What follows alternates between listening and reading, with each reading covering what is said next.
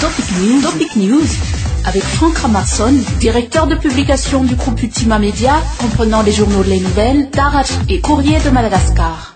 Mesdames et messieurs, bonjour. Avec nous donc Franck Ramasson, bonjour à vous. Bonjour à tous nos auditeurs. Et on s'excuse beaucoup que pendant une semaine on était un peu absent donc des débats en français, mais aujourd'hui donc à la veille, à 3 jours des élections, donc peut-être une mise au point doit être faite au niveau de la situation politique à Madagascar. Et en effet, la CNIT s'attelle actuellement aux derniers préparatifs de la présidentielle, mais bien que la communauté internationale estime que les conditions sont réunies, elle reste quand même un peu sceptique, notamment concernant la sécurité ou certains problèmes techniques, dont la distribution de cartes électorales. Oui, la communauté internationale est excessivement optimiste concernant donc l'organisation de ces élections. Ce qu'il faut savoir, c'est que est-ce qu'elle va cautionner une organisation qui quand même renferme beaucoup de lacunes, notamment au niveau de la distribution des cartes électorales, de la confection des listes électorales que l'on a faites, et que beaucoup de gens ne sont pas inscrits dans cette liste électorale et se plaignent maintenant qu'ils ne pourront pas voter le 25 octobre. Il y a le fait aussi, il y a un problème de taille, c'est que dans certaines localités qui sont enclavées, donc il n'y a pas de moyens pour faire parvenir dans les Fourtanes ces cartes électorales. Comment on va y procéder et comment on va y remédier? Donc ça, ce sont toujours des problèmes qu'il faut voir dès maintenant. Et au niveau de la sécurité, effectivement, c'est là peut-être que le bas blesse, c'est que est-ce que les forces de l'ordre pourront toujours intervenir dans toutes les localités, surtout dans les 15 000 Fourtanes et dans les 20 000 bureaux de vote. C'est à ce niveau-là donc qu'il y a autant de problèmes et que ce n'est pas, comme on dit, 400 observateurs internationaux qui peuvent donc voir tous ces problèmes-là.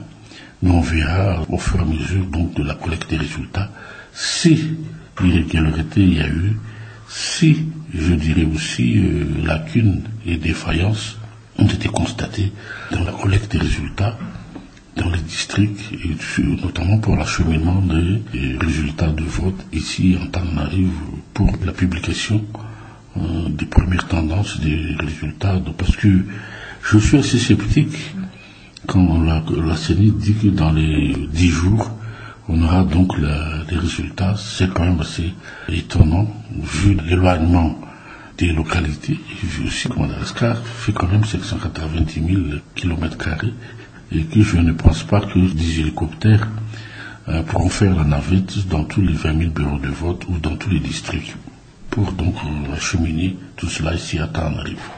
S'il y a beaucoup d'irrégularités, est-ce que cela pourrait entamer la légitimité des résultats? Nous ne faisons pas de prévisions pessimistes, mais espérons qu'il y aura un minimum d'irrégularités, parce que rien n'est parfait. Donc dans une organisation électorale partout dans le monde, il y aura toujours des contestations, mais ce que les gens craignent, c'est qu'il y ait une certaine complaisance, une compromission de la communauté internationale, au cas réellement où il y aura des contestations et qu'elle risque de valider des élections truquées, falsifiées, comme elle a fait au Zimbabwe, où la SADC a fait réélire Robert Mugabe, et pour dire après que la crise est terminée, ils ont donc terminé leur mission, c'est de revenir à l'ordre constitutionnel par le biais des élections. Les médias étrangers suivent également de près le déroulement du processus électoral à Madagascar et sont plutôt critiques aussi face à l'utilisation de gros moyens par quelques candidats.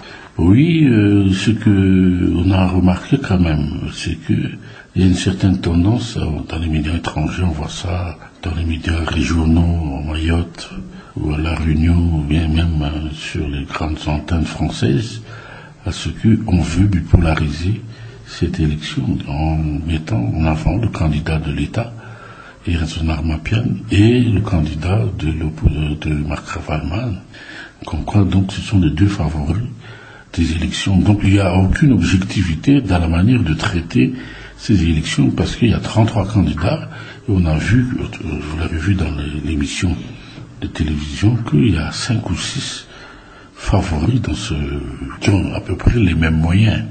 Et je pense que c'est de cela que les médias étrangers critiquent, c'est la disproportion des moyens financiers et logistiques que certains candidats dépensent, alors que la pauvreté, la misère sévissent partout dans tout Madagascar, et notamment donc les infrastructures qui ont été endommagées.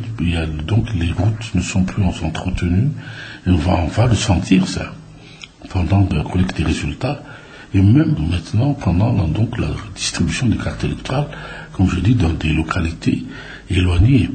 Donc il n'y a pas de route à ce niveau-là. Donc si, comme le constatent les Malgaches dans le monde rural et certaines personnalités politiques ici, si ces sommes faramineuses au départ étaient affectées, parce que d'où ils sortent ces sommes d'abord, donc je dirais dans le domaine social et des infrastructures, ça aurait pu améliorer un certain nombre de choses, et ça aurait pu aussi améliorer le débat politique actuellement, parce que là donc tout est disproportionné, et on pense que c'est l'argent et la richesse de certains candidats qui vont faire la différence. Quel est votre avis à propos des débats d'idées, à propos des programmes proposés par chaque candidat durant cette campagne? Il n'y a pas eu beaucoup de programmes proposés. Je citerai donc peut-être ceux qui ont réellement des programmes, sur nombre de 4. L'ancien vice-premier Adjoint Nerveux, qui a fait une bonne campagne, qui a donc séduit l'électorat, surtout dans le monde rural, puisque c'est un maire qui était à la tête d'une commune rurale qui a été réélu 3 fois. Et donc, c'est pas rien du tout.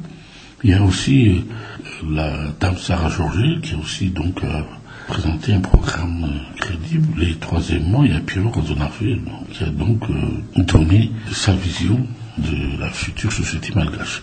Mais je reviens simplement à la première personne que j'ai dit tout à l'heure, M. Adjoint Narville, donc, a une certaine expérience, tout comme les autres, mais une certaine expérience au pouvoir. Il a quand même démontré qu'avec l'argent de l'État, avec le budget qu'il a géré, il a pu faire un certain nombre de réalisations qu'il a consignées dans un livre blanc.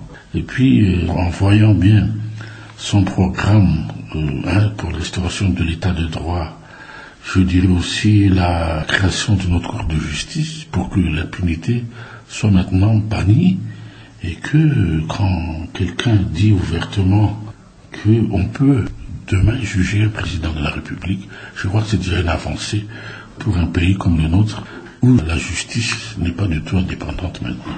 Donc à ce niveau-là, comme je dis, il y a eu un débat d'idées à la télévision il y a une semaine, mais il faudrait aussi quand même comprendre qu'il y a des leçons à tirer sur ce genre d'émissions. C'est qu'il faut aussi, quand ils vont rehausser les débats, il faut voir aussi donc une qualité des questions qui correspondent bien aux aspirations de beaucoup de couches sociales en même temps, notamment donc du peuple qui veut savoir demain quelles seront les mesures à prendre face à l'inflation, face à la vérité des prix. Est-ce qu'on va toujours subventionner les prix de l'électricité, les prix du carburant? Comment on va juguler donc le prix du riz? Comment un certain nombre de questions élémentaires, et surtout lutter contre l'insécurité. C'est ça que les Malgaches ont voulu entendre pendant un débat, mais je pense que on verra au deuxième tour si nos confrères vont pouvoir donc remédier à la situation. On vous remercie et on se retrouve demain. À bientôt, Franck Amarsin. À bientôt, Nicole.